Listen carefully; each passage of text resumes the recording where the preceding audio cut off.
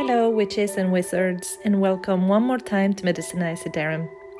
In this first part of my tour of my apothecary, I want to show you what plants and herbs I harvested and how I use them for my witchcraft practice. Okay guys, hi, how are you? Welcome one more time to Medicinae Siderum. This is a very quick video that I'm doing.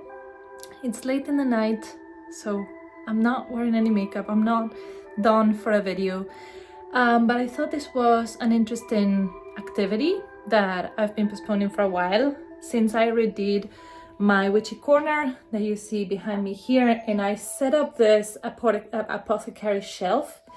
I had actually all of my potions and all my plants and things like that in a container.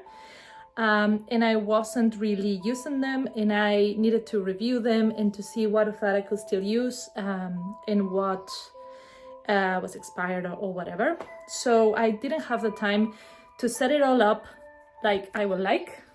And tonight I thought, well, my first attempt that I told you some videos ago about growing a green shelf, since the winter came, my attempts have been frustrated and I couldn't really grow plants except for these crawling ones that I have here. That's all I could grow.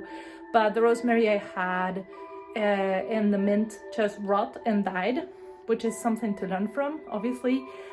For the future, I know I'm gonna be able to grow a green shelf at one point, but I thought instead of having this empty with the planters with nothing on them, I could put back my medicines and what works. So today I wanted to make this video to show you a little bit what I have and what I'm gonna use it for. In this first shelf, I put some of the plants that I bought or collected during my practice. Let's start from the front so it's easier. This one is empty.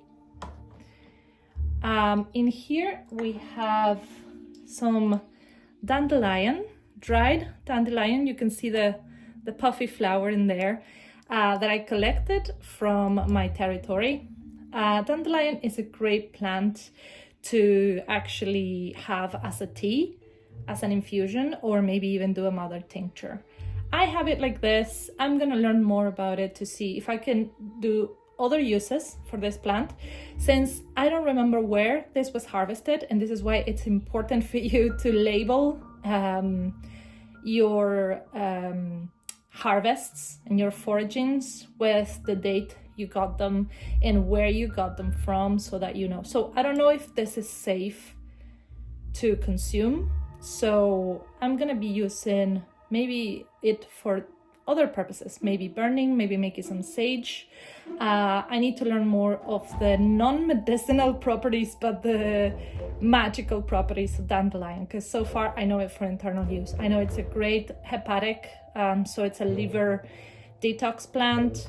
It's a better, so it will open and better your appetite and etc. So, but I need to know some magic uses for it to be able to use it. But I thought it smells great. It actually smells really bitter and really like dandelion. So I thought it was a shame to waste it. Up here we have my green man, which is my biggest, and my oak man, which is my biggest inspiration for going out in the woods and working with the energies of nature. In here I have a parsley tincture that I made during one of my alchemy courses with my students. And I baptized this for prosperity. As I was seeing, it's been done a couple of years ago, but it's very clear. What you see in the bottom is actually the ashes of the plant, which in the kind of alchemical work that I do. The ashes are reincorporated to the mother tincture, so that it's the whole body of the plant is conserved and preserved in this tincture. So aside from the ashes, it's very clear and it's looking great. I could potentially drink this, but I'm trying to find new uses for my potions and my plants, more magical uses. So I'll see if I can use it, since it's been baptized and it's been created for prosperity. I'm gonna use it for prosperity and abundance spells. So that's that. Here there's a big jar containing fir from my last year's Christmas tree, which was a real fir. So I preserved the little pines or pins, I don't know how they're called, the needles, the pine needles. And in this one, there's also pine. It says it's a honey tube, so it says it's a honey jar, so it says honey, but actually it's also fir. And since this year I also got a fir for Christmas, I think what I'm gonna do is I'm gonna replace these old herbs for new green fir. So I'll have a bottle of dried fir and a new bottle of fresh fir. That's a little bit of the idea with this. They have their charging crystals. I thought turning around the camera might be a better idea. Here, this is a white sandalwood powder, as you can see, that I bought online. And it's still good to use. It still smells lovely. It's great as an offering. It's great to use as an incense. So yeah, I'm gonna use that for burning probably on charcoal. Here I have some marigold or calendula, dried flowers. Again, same example, they smell fantastic. In fact, when you see me tidying this up, you probably saw me smelling it. And I actually noticed that inside there's a lot of flowers with seeds. So I can really, let me see if I can show you. Can't really appreciate it, but one of these flowers, or maybe all of them, have seeds. So I can actually try and grow marigold in my grow beds, in my grow pots, from these seeds. So I think one day I'm gonna sit and I'm gonna separate the seeds from this marigold. Next, these are some dry roses. Dry rose petals. I think this was a mix of a red rose and a pink rose and maybe even a yellow rose. So there's many types of roses. Again, this is maybe not in a state to be part of a mother tincture, but it will be great to use in spells, like for love and for affection and for self-love and yeah, for spells to burn the petals or just to give them as an offering. I'm gonna save these two for last.